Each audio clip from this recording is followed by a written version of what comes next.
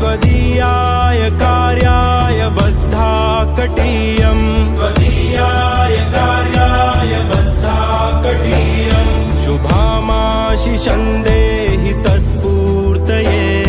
शुभामाशिषं देहि तत्पूर्तये